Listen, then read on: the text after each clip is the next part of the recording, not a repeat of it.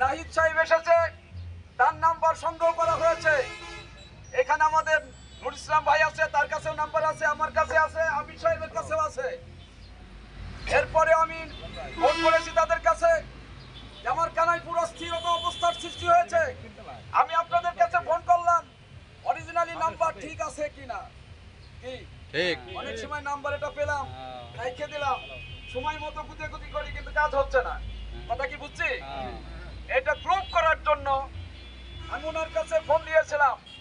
আমি বললাম, এই নাম্বারটা কি সত্যি আর্মি ক্যান্টনমেন্টের বা আর্মি কোনো পার্সনের? বলে যে জি।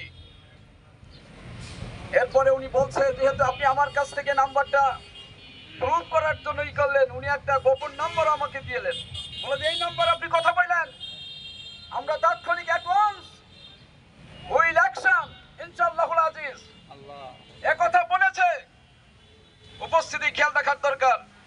নাম্বারটা আমি টুকে রেখেছি, এখানে সেভ করে রেখেছি।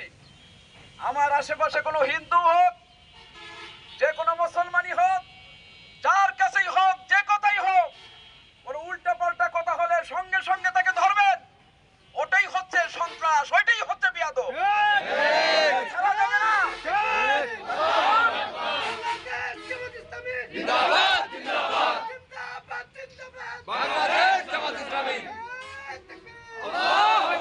উপস্থিতি, আমি আবার সংগঠনের যুবক ভাইদেরকে জানাই দিতে চাচ্ছি, সার্বক্ষণিক আমাদের তৎপর থাকতে হবে। এদেরকে যদি আমরা এখন ছাড় দেই, তাহলে এই ধরনের মানুষগুলো আমাদের বদনামের ঝড় তুলে ধরবে, আমাদেরকে বিভিন্ন ভাবে বিভিন্ন ওয়েতে দেখাই দিবে যে এরাই করছে। আসলে তা নয়, ঠিক কিনা? খেয়াল রাখবো, তাৎক্ষণিক ভাবে জানাবেন। প্রয়োজনে আমির সাহেবের কাছ থেকে, আমাদের কাছ থেকে নাম্বার নিয়ে নেবেন। এখান থেকে কিছুক্ষণ আগে আর্মিরা কিন্তু একটা ইনফরমেশন টহল দিয়ে গিয়েছে, এবং তারা বলছে আইন শৃঙ্খলা যারা হাতে নেবেন, উল্টা পাল্টা করবেন, তাহলে তাদের বিরুদ্ধে আমরা অ্যাকশন নেব। উপস্থিতি, এখন আর কোনো সমস্যা নাই।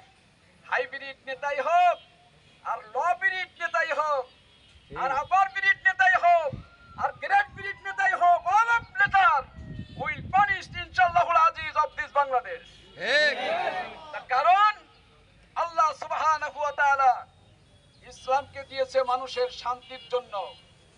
ইসলাম এসেছে শান্তির জন্য, অশান্তি করার জন্য নয়।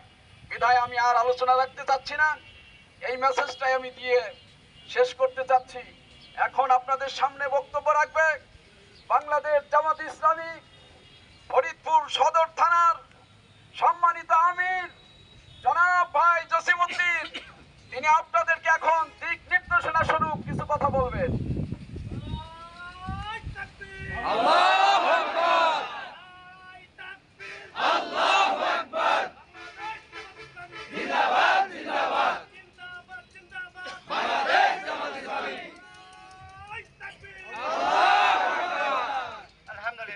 আলহামদুলিল্লাহ রাব্বিল আলামিন, আসসালাতু ওয়াসসালামু আলা সাইয়্যিদিল মুরসালিন ওয়া আলা আলিহি ওয়া সাহবিহি আজমাইন।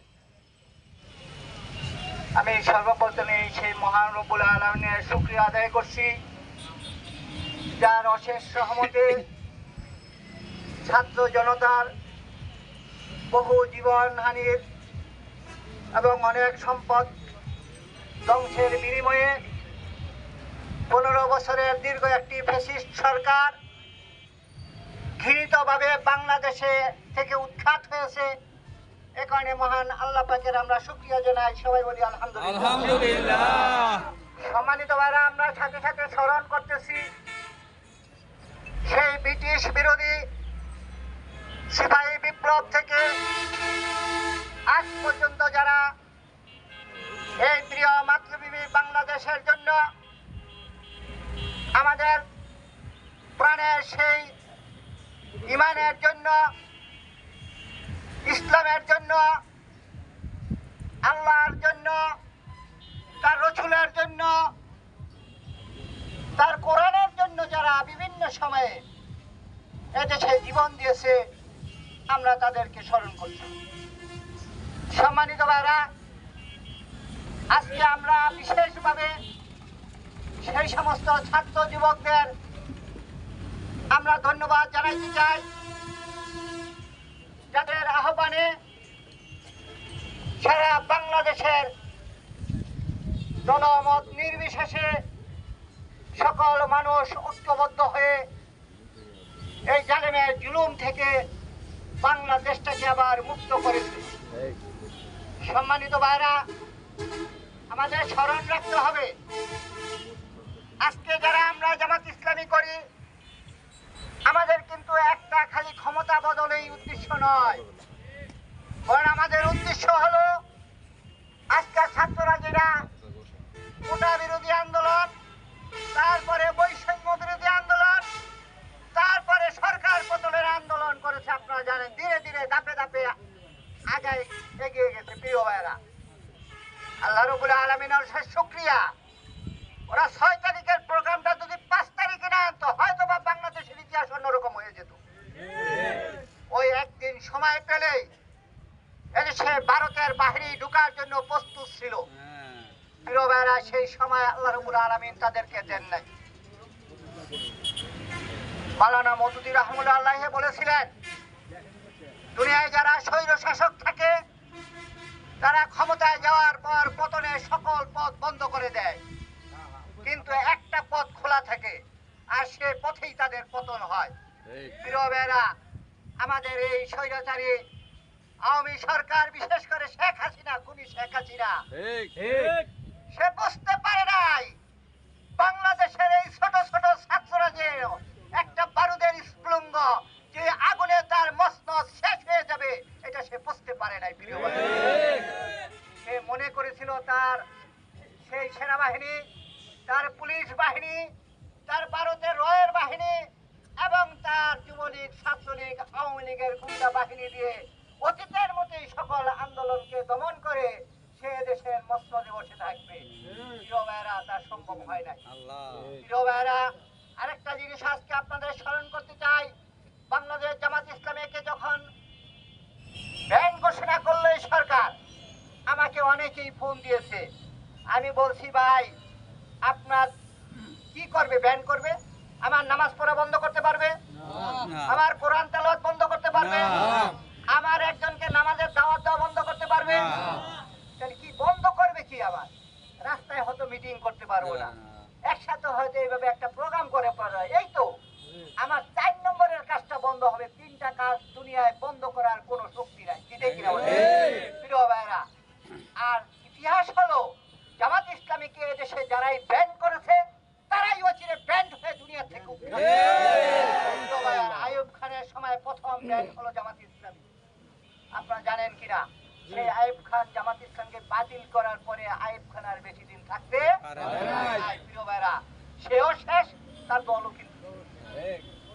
প্রিয় ভাইরা, এরপরে শেখ মুজিবুর রহমান সাহেব বাংলাদেশে প্রথম জামাতকে ব্যান করে। প্রিয় ভাইরা, আপনারা জানেন সেই ইতিহাস, সেই শেখ সাহেব নাই, আর তার সেই বাকশালও কিন্তু টিকে নাই। কি ঠিক কিনা বলেন?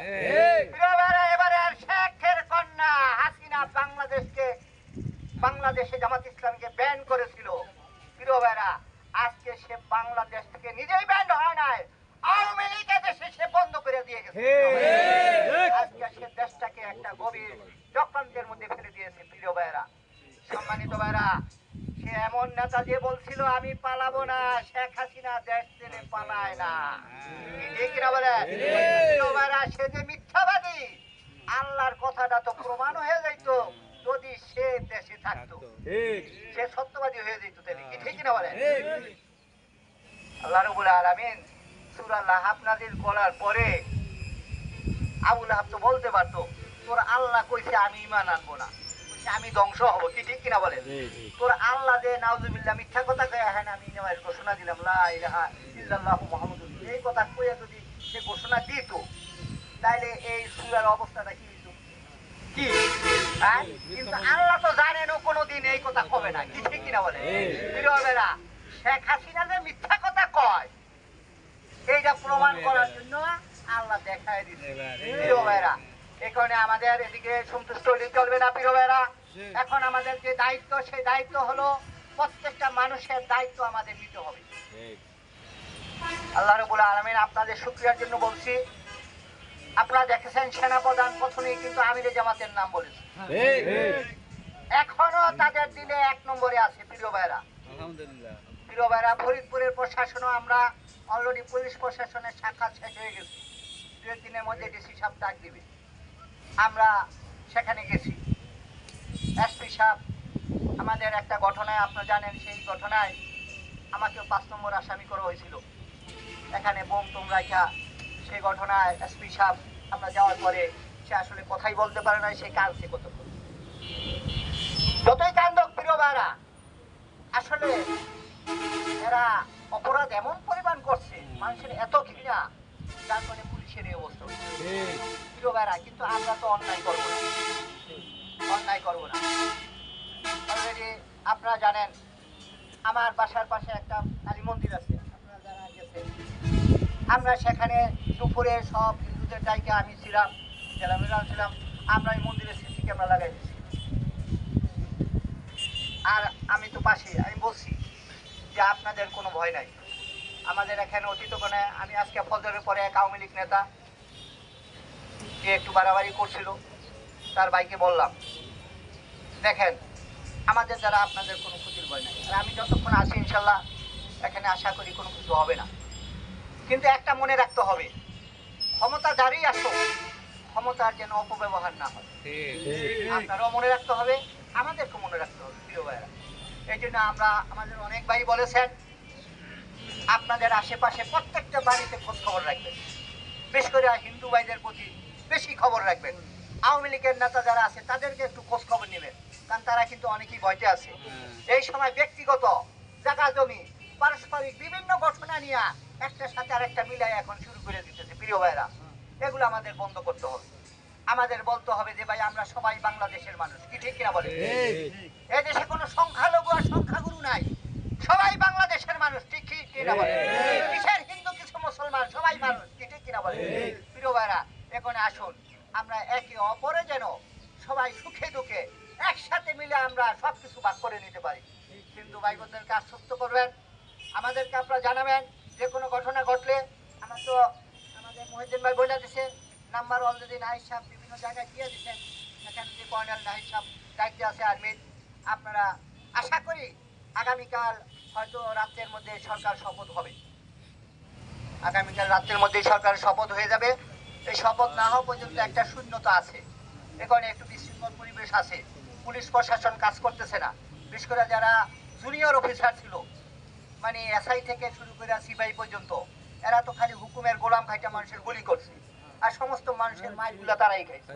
অফিসার যারা, তারা তো টাকা পয়সা রোজগার করছে, এখন বাইকা বুইকা সব কেটে দিতেছে। এখন তাদের দাবি হইলো এই অফিসার সব পাল্টাইতে হবে এবং তাদের বিচার করতে হবে। এই দাবির সাথে আমরা একমত। প্রিয় ভাইরা, এই পুলিশকে তারা অন্যায়ভাবে ব্যবহার করেছে, কি ঠিক কিনা বলে? এখানে পুলিশও আমাদের ভাই, এই কারণে এখানে যদি আমাদের কোনো পুলিশ ভাই থাকে আমাদের আশেপাশে, তাদের পরিবারকে সান্ত্বনা দিবেন যে ভয় নাই, কি ঠিক আছে? প্রিয় ভাইরা, এই কাজগুলো আমাদের এখন দায়িত্ব নিতে হবে। প্রিয় ভাইরা, এই দায়িত্ব যদি পালন করতে পারি, তাহলে মানুষ আল্লাহর পক্ষ থেকে আপনার দিকে আসবে, কি ঠিক কিনা বলে? সামনে নির্বাচন, আপনারা জানেন এই সরকার তো শেষ না, এটা তো ইন্টারিম অন্তর্বর্তীকালীন সরকার।